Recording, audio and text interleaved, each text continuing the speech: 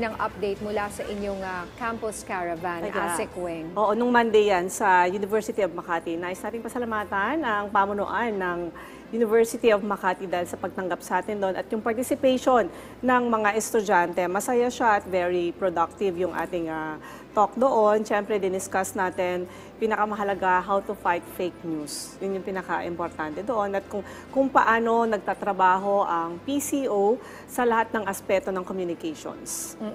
Lalo na yung lumabas kamakailan nga na napabalita, yung deepfake audio, video ng Pangulo natin. Na-discuss nyo rin yun doon sa Campus Caravan? Konti.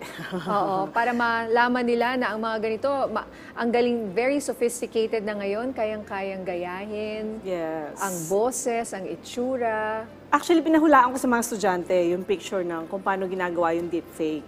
Siguro may mga naka-4 o 5 bago nahulaan na deepfake yun. Kasi, di ba sa mga kabataan ngayon, yung mukha ng tao yung kayang baguhin. Yes. So, mukha, boses, kayang baguhin, kayang gayahin. Kaya sinabi nga namin, kabilin-bilin na namin, magbasa ng mabuti, piliin lang yung paniniwalaan at piliin yung website na bibisitahin.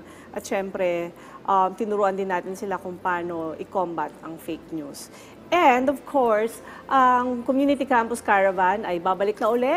Simula na tayo, natapos na yung Luzon, Visayas, Mindanao last year. So, balik na uli ngayon sa Luzon. So, abangan niyo po kami sa iba't ibang lugar pa sa susunod na mga buwan. Ayan, abangan namin at sana makarating ka pa doon sa mga ibang mga eskwelahan, ano? Let's say sa North, punta naman tayo dyan. Oo, ASEC Wing. Para samahan ko kayo, di ba? Sa mga nasa Ilocos na imbag nga Aldao. Maraming salamat, ASEC Wing.